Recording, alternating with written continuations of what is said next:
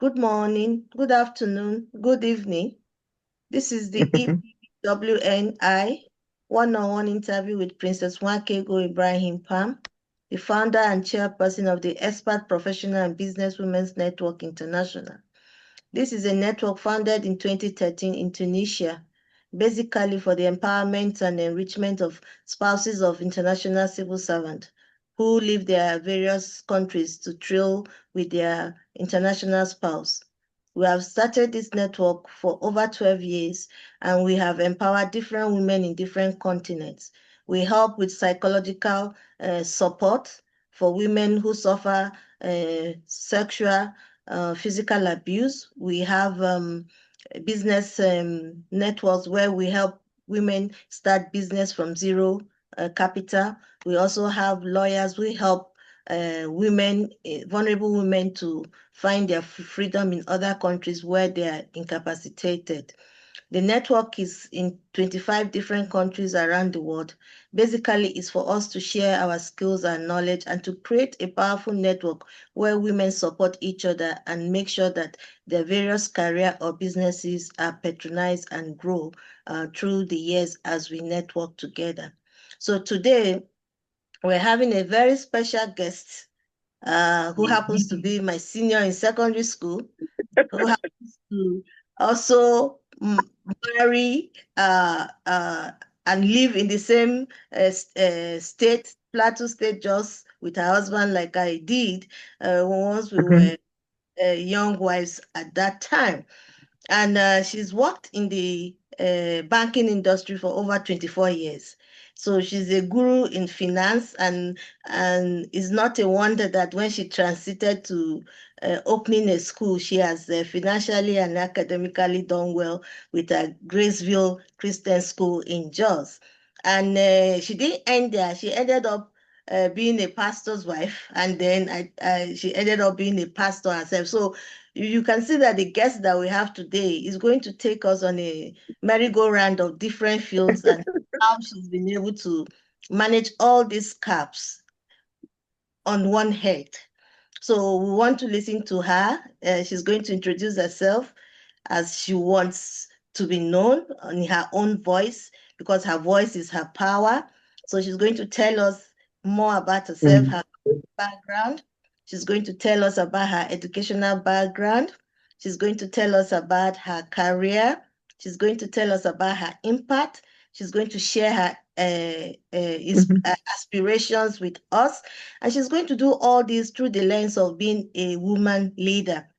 When she was in the bank as the proprietress and owner of Graceville Christian School, and as the mama yard, as we call them in Nigeria, being a pastor's wife and being a pastor herself. So I'm looking for an interview to get to know my senior more deeply and to get to hear her story from her mouth herself.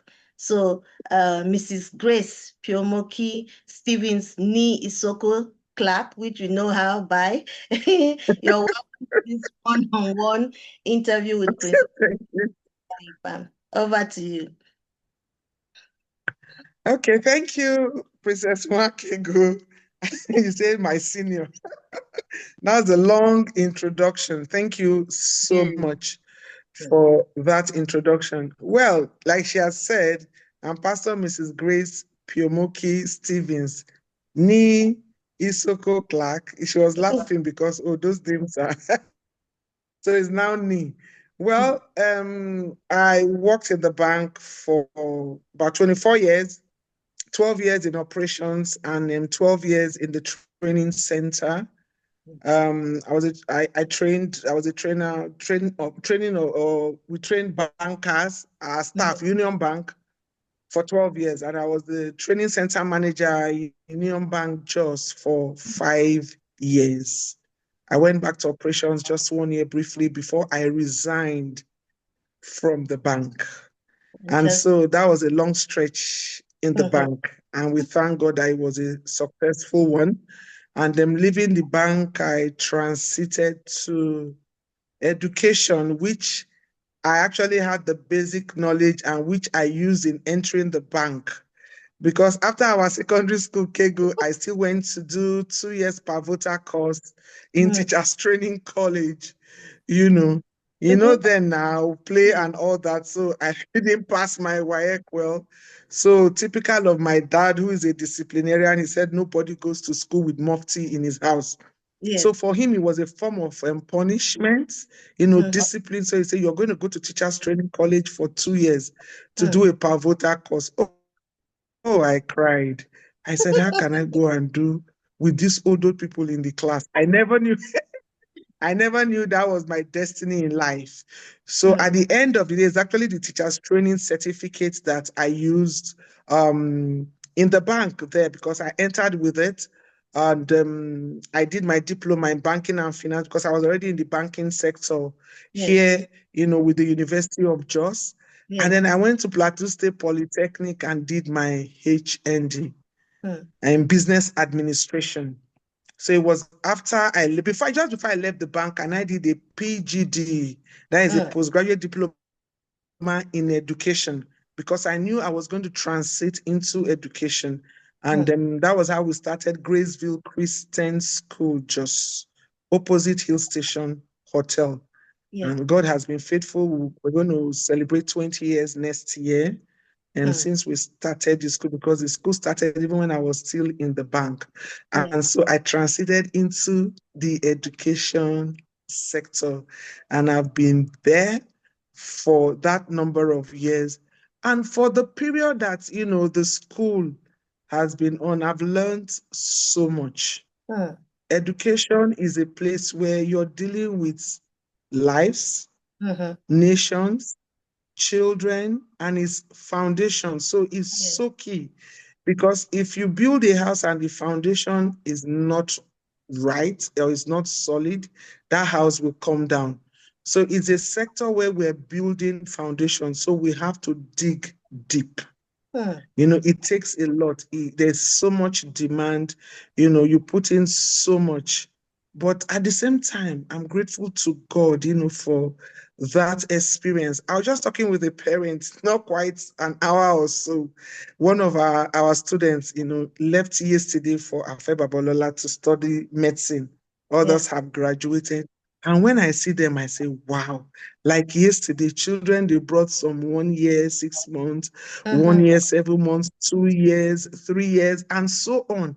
And now they've graduated from the university. That's such, a blessing. So that's what we have done in the educational sector. Then I come to the church part of it. Now we run a ministry called Mission Minds International. We actually do missions, and mainly rural missions. We support existing mission fields irrespective of their denominations. And we have what we call Mission Minds Bible School. We go there, we train the pastors there, because we observe that rural pastors, most times, a lot of people don't want to go to rural areas. So if anybody just volunteers, they say, oh, go and stay there, So that was just the burden in the heart of my husband, because he was also a rural pastor when he was ordained a pastor, not even up to 20 years then in Church of God Mission. And he was posted to a rural area in Delta State in Ozobo then. So for him, his burden, he said, I understand what it means to be in the rural area. Just seeing people come to visit you, you're so excited and all. So that's what we do. And so we run a ministry called Mission Minds International here in Jos. And our office is behind Equa Staff School Jos. That is where our head office is.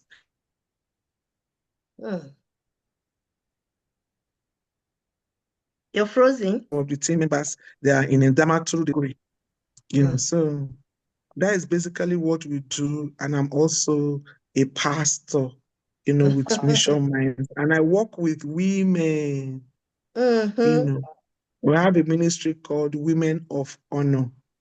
And it's to encourage women, to strengthen women. We study the word. It's so important that, women understand why they are here on earth, why they do what they do. So that's basically what we do in terms of, I run that ministry called Women of Honor by the grace of God. So that's basically what I do. Praise God. So Amen. I want to start with asking you that when you joined the bank at that Mm, early age, yes. did you plan that you develop a career in the banking industry, or it was like a stopover for you? That was the job that was available at that time for you. Honestly, I wasn't even looking for a job.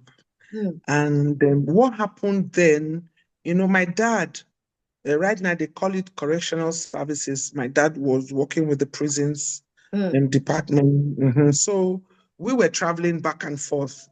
Like me, I was born in Abeokuta. I lived in Port Harcourt, mm, Benin, Saple, and then we were transferred, we went back to Port Harcourt, and then we were transferred to Ida.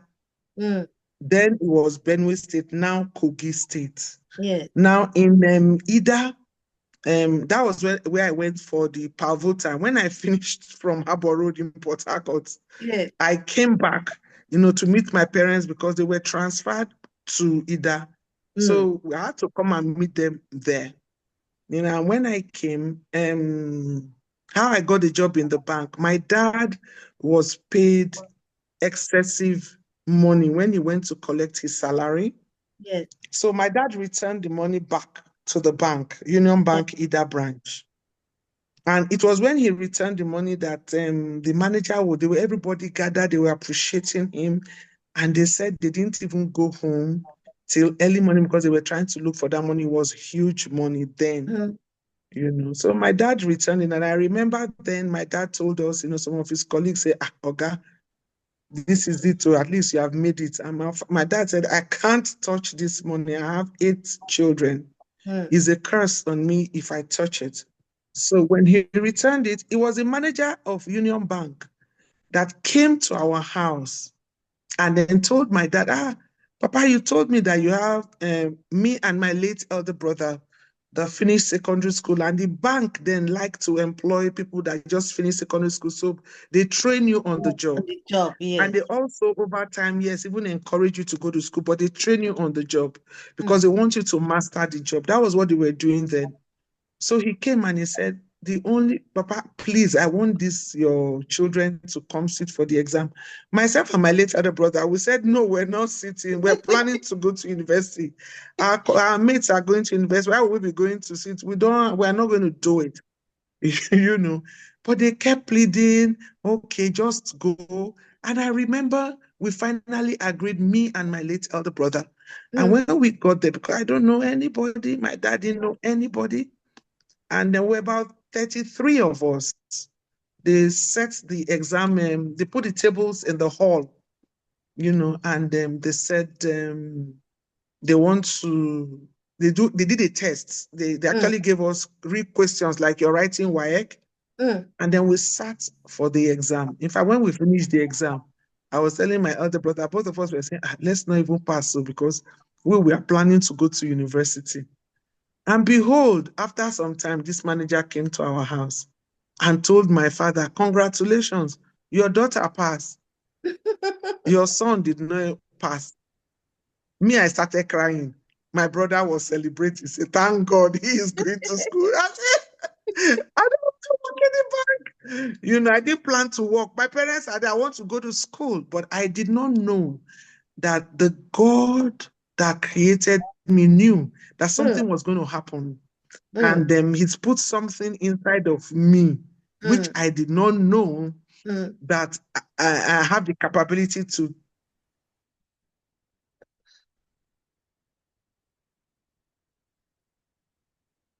is going to come. So Yes. when we did that exam, they now called for interview, everything. One day, they said, I've been employed in the bank. So that was how I resumed work in the bank, unplanned for. And Mm, immediately I started my job, my dad was transferred to Jos, which we've been mm, almost 40 years. yes. And so when I started the work there, from Ida, I was now transferred later. When I got my admission to do the diploma, Yes. in Unijos, I now applied for transfer, but they transferred me to Gindri, Mm. So I had to defer my admission. And then the next year I was transferred to Jos. Mm. That was how I started school. Mm. But So as I you're was more of a doing that, just girl now. yes, so I'm more of a Jos girl. Oh. All my children, everything is almost 40 years we've been here. I'm Yes, an so indigene. indigenous by right and by purpose. Yes. Honestly, it's such a Mhm. interesting story, background story, because you never get to know how people end up where they are, you know, and that's what this interview is all about. Yes. For people to hear your story, so they don't see the successes and don't Mm. know the the Yes. the the background stories of what you've gone through to be where you are now. Yes. And we need to interview women of your caliber for younger women to know that things are not just Mm. achieved at whim. It takes precedence and building of pedigree, endurance. Uh, Yes. you were working and you were going to school at the same time, Yes. you know, and that is Yes. one of the virtues we had in our days, that you were made to participate in your growth. Mm. And that has given you the tenacity, the strength, and the perseverance you have to go through all the difficulties that came much later in life. So Mm. very, very, very Yes. interesting background. And you see, we've known each other for how many years? I never knew this story. You see, so now when I look at you, I know, okay, you're the product Mm. of your father's disciplinary trait, that he paid Yes. attention to who you are and who he wanted you to be. Yes. So it's Yes. good for us to give our parents the credit for uh, Oh, being yes. present parents who paid Yeah. attention, Mm. who had Mm. a goal for their children. So Yes. I Yes. also want you to tell us when you were in the banking system, how did you use because now we're talking about women empowering women. There's nothing wrong about that. We're not discriminating about men. But this program is about Mm. highlighting women who are in different position of power, how they have leveraged their Yes. position to uplift other women in that field. So having worked in the bank for 24 years, I want you to share with us how, through your different positions in the bank, how you have impacted the lives of younger women or women of your peers in the bank. Mm. Well, I want to say, in terms of my banking career, it was number one. It was a beautiful time. I started my banking career at just 18 plus. I was very young. Hmm, Um, then in either yes, I know then it was ledger. There was no computer, hmm, so one you have to work really late most times because everything is done manually. yeah, And in terms of impact, the beauty about the bank then was you learn on the job. yes. And so you become expert in it. There's something, that the people that formed that system, they saw. So you learn on the job. It's a practical thing. They ensure that you go around the departments. And as you go around the departments and you learn, even those that later came in as graduates, we had to teach them the work. Hmm, Those that came in even with diploma. And that was also another motivation because, they come in and you're wondering, hey, if this person is going to earn more than me and I'm teaching everything and the person, some of them will just be looking at you blank, I'd better go get my certificates. hmm, So it was like on the job training, you are trained and you train others. hmm, And it really gave me the platform to relate with a lot of young girls, women, ladies. It was something we actually had the opportunity to work together to strengthen one another. Like I said, because we work late, most of our friends were in the bank. hmm, You work 10, 11, midnight, 12 in the night, you're there. So you leave your house in the morning and where you're going to and is that late. So your friends are there. And it was a wonderful time. I recall even when I was moved, when I had to leave training center, because usually when you leave training center and you're going back to operations, you go through the process again of orientation before you're sent to the operations, back to operations. I recall that set of graduates that were employed in the bank. For me, it was like a gift from God. Every one of them that passed through me before I left the bank, they were sound, they were good. They were good. And you have to train them, take them from one department until today, and hopefully tomorrow and much more. Oh, they give me that honor because they're just fresh from university and all that, but they were ready to learn. So that's one thing about the banking sector then, that the way it's set up, you have to keep training. Whatever department you're put in, even graduates that will come then when you don't have, because the job, on the job training, you train them. Yeah. So it's like a continuous thing that we had, in the banking sector, and it really helped us. The women, the encouragement. For the banking sector, then if you're lazy, it's so difficult for you to work there because you can't hide. You can't hide because the job is demanding, and so you will expose yourself. But that set us apart, and that is a driving force that I've used, in my life.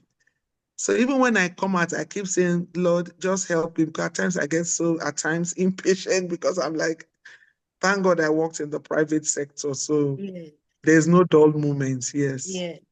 Thank you. Mm. That's quite interesting. In those days when we learn on the job manually, that's what gives us the skills, the life skills we have today. The patience, the Yes. attention to details, reliance on Mhm. research, brain growth. Not like now you want to do Mm. anything, you go to is it chat GTP or Chat BT? GPT. What AI. and in seconds, what you would have used 2 weeks and 3 weeks to design and to go through, it just pops up and Mm. go ahead. And I think that has really made our younger ones lazy. They don't Mhm. have the patience to brainstorm or to negotiate difficulties. Everything is fast, fast, fast.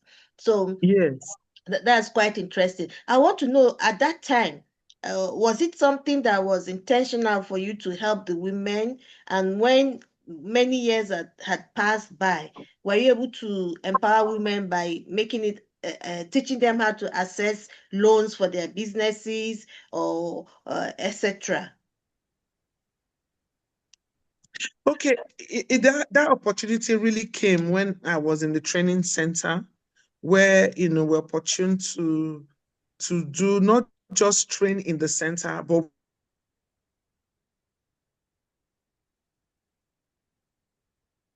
we go to the branches. We call Yes, what they have been taught in the training center is being applied properly in the branch. So that gave me that opportunity to teach a lot of women. Yes, although in the banking sector is both men and women, yes, but that to teach women, to tell them the importance of who they are and what they should learn. And the banking sector, then you had more men than women. yes, yes. So the encouragement then for, hey, you need to do better, for you to prove your mettle, for you to be recognized, for you to be promoted appropriately, you have to work harder. Mm-hmm. And so it was a great opportunity to go around the branches from Plateau State, all the way Bauchi, Mm, Yobe, Borno, Adamawa, just mention all of this, Gombe, all of those places where you have Union Bank.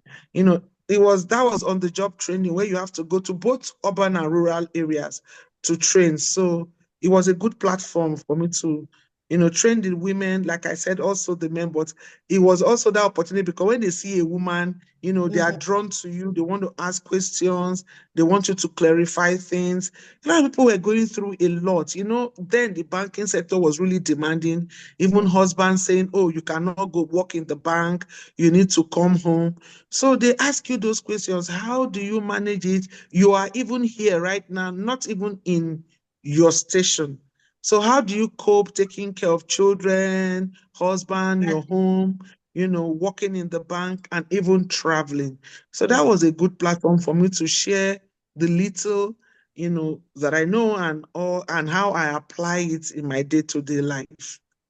Thank you. So you just led yourself into the next question because I was just going to Okay. ask you that how did you manage being a wife, a mother, a career woman, traveling, training? You just share with us because a lot of women now are in the position you were some few years back where they have to juggle a lot of things. So what was the driving force? What was your husband's attitude? How old were your children?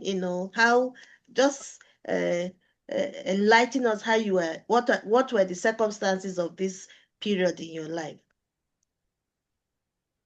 Okay, first, I got married, working in the bank. So all my children were born when I was in the bank. It was my last baby that the day I was supposed to resume after maternity leave, I gave them my resignation and one month check in lieu of notice. But number one, I would say I'm really blessed with a husband that from inception knew the kind of profession I was, and it was a great support. He supported me. I recall when I had my first baby and I I I didn't even have a help. I was so confused. My mom could not even come. And maybe because he's schooled abroad, he was like, hey, baby, let me just tell you, if you're abroad, nobody, you have to manage your child. So stop all this cry. My mother is not here, my this one, So my dad, my husband will carry my son as a baby. My friend came, earlier when I had him to bath. After that, my husband would say, teach me how to bath him. So my husband will bath him. When I resumed work after maternity leave, he would tell me, go. He will be the one to take care of the baby. He will put him in his car. Anywhere he's going to, he says, my baby, so go to your work. So that was a good support base for me. All the way he supported. You can imagine then, like I said, you don't work early. You don't come home early. You will stay at times if you're doing balancing, ledger and all. You might not even, if you're looking for difference, you're in the bank 10, 11, 12 midnight. He will just tell me, when you're ready, call, I will come and pick you up. That was when I got married. So in fact, it was just the support system. And God helped me with my daughter that came when my baby was 6 months, Sarah. She took care of all my children. So it actually gave me, God just helped me. That's all I will say. To give me that foundation, that basis for me not to worry, that I can go to work and not get worried because my husband, he's a home person. He knows he can cook. He will do everything. So he will tell you just to go, And it was a great support. I'm grateful to him. Yeah, It's a gift from God to me. that is what a lot of women are looking for. A man who can support them in any difficult situation they find themselves, especially when they're looking to establish themselves financially or career-wise. So I want to open the floor to the audience now. We see Blessing has been with us from the beginning of the interview. Tarare Iba, Okay. Rita Eferemo, my friend and my classmate all the way from UK, Anita Mazi, my sister. Oh, And there's a really? one who is iPhone. We usually would like you to put your name out so that we can address you appropriately. So if you can all unmute and say hello to Pastor Mrs. Grace Piomoki Stevens. I used to know her, Isoko Clark.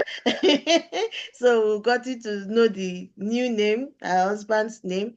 So if you can all unmute and just say, hello, any question, any encouragement, whatever you want from her. So you're all welcome. Please unmute.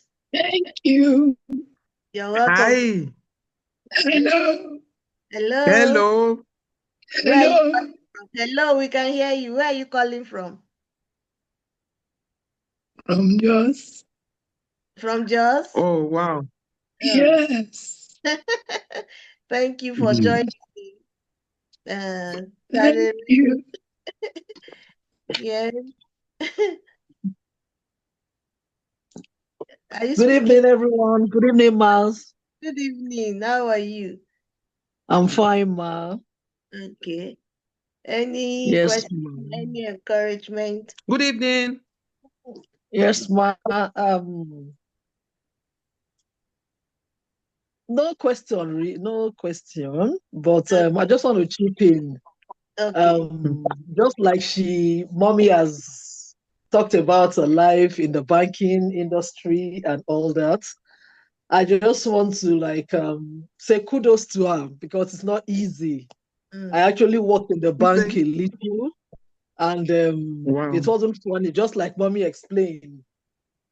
I remember once I closed 1 a.m. in the nines. Oh, wow. And that was when I had my first baby too. It was not funny. We Oh, had to my be doing sister. faxing. We fax. I was in fund transfer. We do our faxing and all that. And sometimes, yes, it's fun. Like Mommy rightly said, all your friends are in the banking industry. You really don't Yes. have people out there. And it's an experience, wonderful experience that has really helped me out there today. Yes. You know, it Yes. makes me stronger. Even when I face challenges outside, I just tell myself, I've done things more than this before. Yes. In fact, Yes. there was a day my manager told me, if you don't finish, you're going to sleep in the banking hall. And Exactly. You know we it, still my do call sister. over. At the end of the day, we do call over. And Yes. when we finish, it's not like the way, like I tell bankers these days, when I see them, I just tell them, you don't understand. When we did our own banking, it was not funny like this. Things are very easy for you people now. So, Mommy, kudos, ma. Thank you, dear. That is so, in fact, it's like we have to just connect again. And talk about the olden days in the banking system. Is Rita available to say hello? Yes, good evening, everyone. Good evening. And thank you, Good Kego evening. Princess, Thank for you. putting this Hi. up. Thank you for putting this up. And I want to say thank you to Madam Pastor for the wonderful how you express, how you're able to juggle up the business and the family, which is really, really a Thank you. tough thing. I mean, I And could see. ministry. And Yeah, the ministry. ministry. Yeah, there's so much to juggle about. So well done, because you made it sound Thank so you. well balanced, but it wasn't easy. There's so much No. challenges that were there. So you Yes. expressed it in a good way, and there's so much to learn from it. And I want to say well done. Well done Thank for you. such an inspiring speech and all that. And yeah, thank you all. Thank you. Thank you so Well much. done. Thank you, Rita, for joining. Thank you. Thank you so much. So I don't know if Anita Mazu wants to say anything. Hello, or a wave. Okay, while we wait for her, she can say whatever she wants to say later. So Grace, in your ministry now, Yes. as a pastor's wife, what are the challenges you're facing? And through the challenges, how have you brought in the skills you've learned at the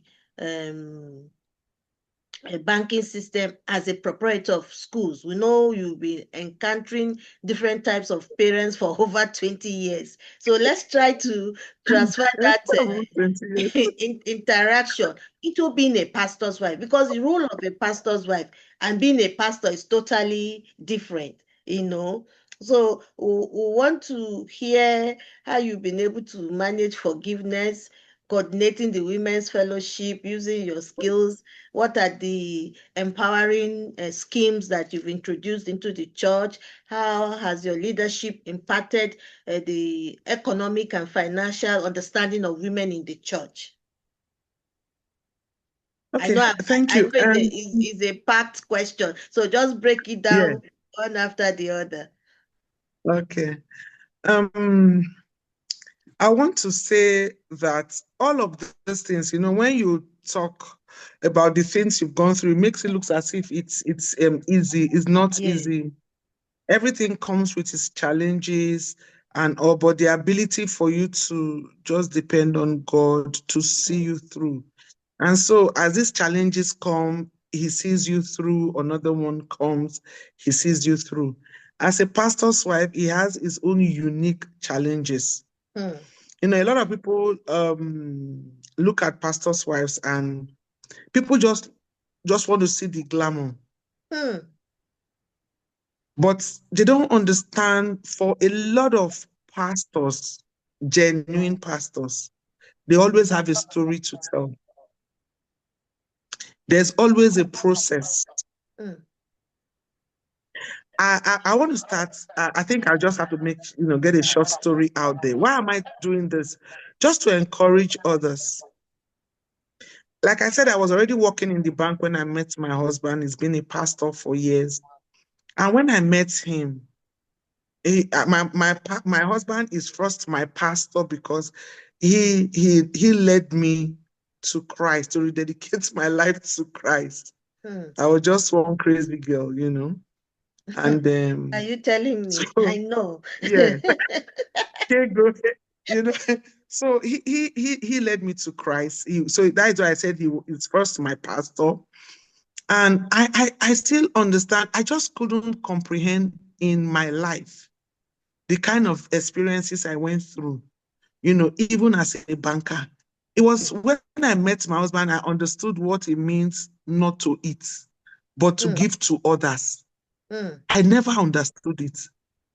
I never knew what it means to begin to walk long distance, make sacrifices. And somebody says, I don't have money, but this is your money for transport and you have to give out that money to someone and you start walking. I never understood it. But when I met him and I rededicated my life to Christ, I began to see all of these things. A situation where even the little you have, and the Holy Spirit impresses it to you, I say, share it. And I'm like, this is not even much. How will I share? I remember when I said I was pregnant with my first son, and we met someone that my husband had, through him. He was their pastor in the chapel in Unichurch then. And we just met along the road where we were staying. And when they introduced themselves, two young, people after school and all, and they decided to get married, things were tough for them. Somebody even gave them just a room in their house. And the Holy Spirit said, and she was pregnant, I was pregnant. I was working in the bank, and the Holy Spirit said, Grace, whatever you eat, make sure she eats. Anything you do, divide it into two. I looked at myself, I said, hey, since I met Reverend Jim, it's from one thing to the other. So I just want to, put that background. And I had to do it. I remember then my brother-in-law said, sister, we don't even have much. You're still saying that we should now share this one again. I said, we just have to do that. And I can look back and say, I don't have regrets. That I had to do it. Everything I got, like I was going to antenatal, I had to pay her antenatal fees. Oh, wow. The bank paid my own. I paid her own. If I have to go and buy clothes, then we didn't even have much. So everything was secondhand. I always tell people, I say, it's only my son that is not secondhand. Everything about it, their clothes, everything, we go and buy. He said, whatever you're buying, buy two. You give her part and you take part. These are some of the sacrifices that we make, but it's worth it at the end of the day. Exactly. Because I always tell people also that God is the best employer of labor. If God gives you an instruction, he will give you much more if you obey. Amen. Yeah. You might not see it at that time, but these are some of the experiences. So that was how I knew what it means not to have. That was how I knew what it means to sacrifice. I never knew it before. I just had things, my way, do what I want, but you now have to learn. And so that platform also gave me the opportunity to meet with women, to encourage them. So as a pastor's wife, even as a human being and as a child of God, forgiveness is a must. You might not like it. There are things that happen to you. Your flesh will fight it, just like I also fight it, from time to time, because something happens and you are really hurt. Yeah. But the question is, do you hold on to it? And because as you hold on to it, you hold yourself, not the person. Exactly. So you just have to let go for you. Your forgiveness is not for the person, it's for you. So you don't even have a choice in it. And guess what? I also learned over time that if you're a human being, you will be hurt. People will hurt you. Yeah. People will stab you. People will, deception, all kinds of things. After all, Jesus said the example in the Bible, Judas was amongst the 12. So why would you think yours should be different? And even on the cross, he said, forgive them. Yeah. So forgiveness that makes us different. That's why all of us are not pastor's wife, because then yes. Holding on to things is one of the most difficult things for women, and sometimes it's not deliberate. Sometimes it's just the depth of the hurting, and sometimes hurting changes your personality. You understand? That's and true. So a lot of time, I speak for myself. I try not to make the way I feel, be cloud the way I interact with people, because a lot of women are going through hurt, and because it's not on the surface, you don't know. So when they react to you yourself, you have to control how you feel, not to lash back at them, because everybody is just going through something beneath the surface, and it just takes a little scratch for everything to explode. So I really admire pastor's wife, because I'm telling you, just being in a women's group, how 10 women cannot agree. If 10 women are together, they will form 3 different cliques of 2.5 women, 3 women, So as the head of that group, you have to find a way to match everybody together so that the 10 women will come to an agreement and be happy. So, it's a blessing for you to be a pastor's wife and at the same time be a pastor. So I want to also for you to tell us, because you're in, let me say, 2 areas where it's dominated by men. 1, the banking system; 2, the church. You understand? So what has been the challenges that you faced as a pastor, as a female pastor? How have other male pastors perceive you now?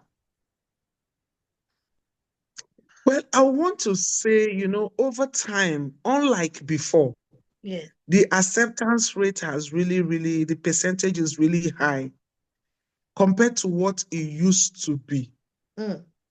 So we are blessed to be in this generation, the times and season. Of course, you still have a lot of people that say, female pastor, you're not even supposed to come to the altar. People have different beliefs and doctrines, and you try to respect, their doctrines. So those challenges are there. And so you just ask God for grace to have an open mind in terms of accepting people from where they are at, or where they are, their mindset, where they are coming from. Because not everybody wants, there are places that you go, they will not allow a female to speak. Yeah. They will not allow you to, even now, to do what God has called you to do. So you just ask God for grace, because we just have to keep doing what God has called us to do. And as God leads you, He will direct you on your path. And it's just grace, just grace. Because you go to some places, you will be snubbed. That's the truth. You will be snubbed, even now. But you're just focused. Guess what? When you are focused on where you're going to, you're not distracted. Yes. If your attention is in one place, just like I'm talking to you now, I will not, even if anybody comes and is talking to me, I won't answer you until I'm done with what I'm doing with you. So once you're focused and you know where you're going to, it actually helps to, you're not put down with all of those kind of oppositions, because you know who has called you. And your focus is on him to give you the grace. If the likes of Catherine Coleman at that time, they could do what they did and God used them mightily, why not me? Despite the opposition. So. Yes. I admire your tenacity, even right from when we were school, even those days, it was what is it what and it's always so nice that when you look back 40 years, 45 years now, because we were teenagers, we were 10, 11-year old in Aboro. Looking back I'm now, telling you. something years, and we can all see the progress in our lives. It's a Thanksgiving, I tell you. Honestly. Because so many of us that were together in that bunch, the story didn't turn up to what it is that we're talking about today. So it's always such a pleasure as classmates, old friends, to meet at a table where we can share our experiences and resonate with one another, in the different fields we'll find ourselves. So I would just want you to speak for another 2-3 minutes directly to the young women, our peers, people that will come across this interview, because it's going to be uploaded into the YouTube and then shared with you and all our social platform. If you just encourage them, share your impact, aspirations for them, how they can maneuver the difficulties in their various situations, and how when they see finished products of women like you in position and seemingly enjoying your aging, what it took you to be where you are today.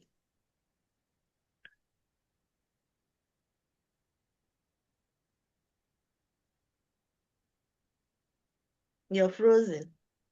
Can you hear me? Am I frozen? I'm Yeah, hearing you right now. I can hear Yes, now. I'm hearing you now. Okay, so you have the floor. Okay, I want to just use this opportunity to encourage, the young women, ladies, girls, that life itself is a process. That's one. You can't jump the gun. When they say, oh, the patient one does not, whatever example they are giving, I always give that example of a child that is born.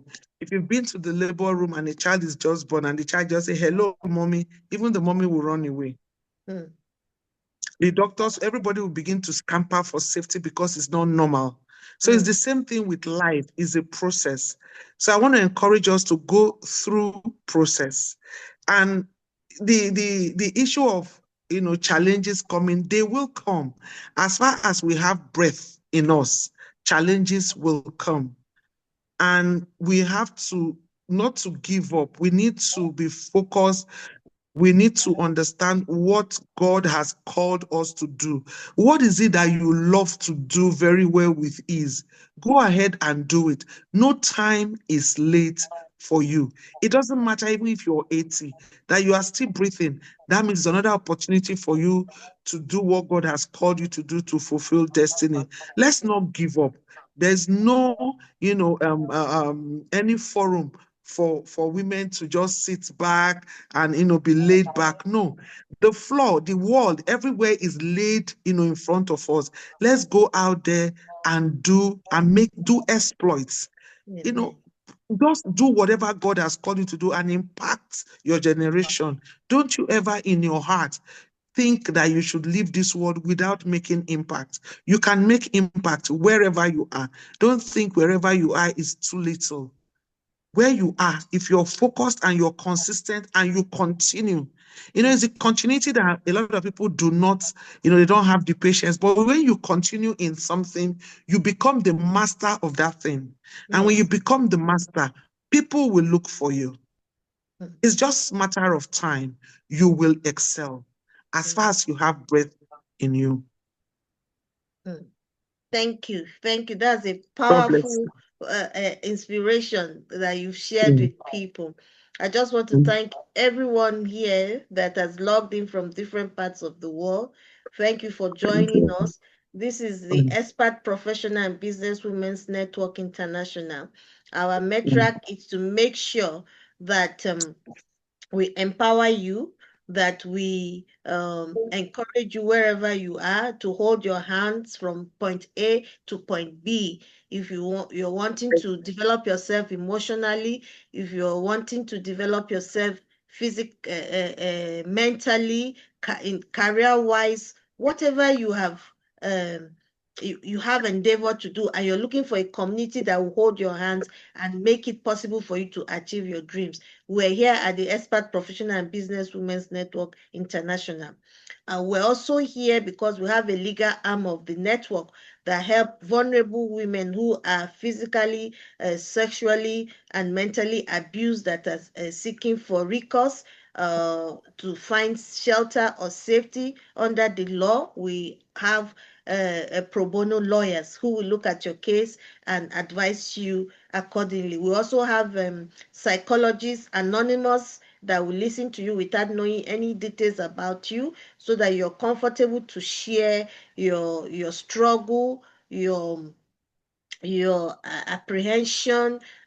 People with suicidal thoughts, please don't keep silent. Don't be afraid. There is help here for you. We have people who can walk you through whatever process that is causing the depression and the suicidal thoughts, and all is pro bono. You are not going to pay anything. We're going to help you, because that is what the platform is set up for. We also have different experts who can help develop your businesses from zero capital to establishing your own business without having to go and incur a lot of bank debt, because now with the digital world, a lot of businesses can start without much capital, from a corner in your bedroom, a corner in your parlor, a corner somewhere in your house. You can start a business where practically all you need to do is to develop your business plan, your flyer, and your business card, and you start soliciting for customers online. And through that, you can also build your financial capital in terms of cash and money flow. We're also here to help create a community for you that can help you emotionally. A lot of women are lonely, and we don't blame them, because they're scared to be vulnerable. Open platform. They're scared that when they share their stories, that their stories will be used against them, that their stories can be weaponized against them. We want to assure you on this platform is just a professional platform where we want to help you emotionally, where we want to put you in a position where you can stand on your own. You will not be intimidated. It's a safe space where you can speak with your voice and you will not be shamed, where you can speak with your emotions and you will not be challenged. Is a non-political platform. We're neither religious or political or ethnic. It's an international organization network that is in over 25 countries, in different languages, different backgrounds, different tribes or tongues. So it's an open platform. We do not charge anything. We only ask you to come join our program as we've done today, so that you can enrich yourself, and more importantly, to have international networks.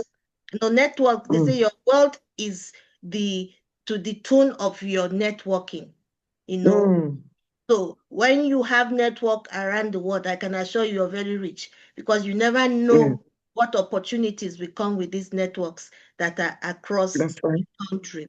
So we see that Ogola Onaze just joined us. So our speaker today is Pastor Mrs. Grace Piomoki-Stevens, aka Isoko Clark. So if you want to unmute to welcome her, or if you have any questions, she's been sharing with us about her life as a banker, 24 years in the banking industry, and then 20 years as a school proprietress of Gracefield Christian School, Jos, and now as the pastor's wife, Mama Yad, and a pastor herself. So she's been sharing a lot of experiences across board with us. So you are welcome. So Ogola Naze, if you can unmute and welcome her, and if you have any questions you want to ask her before we come to a close.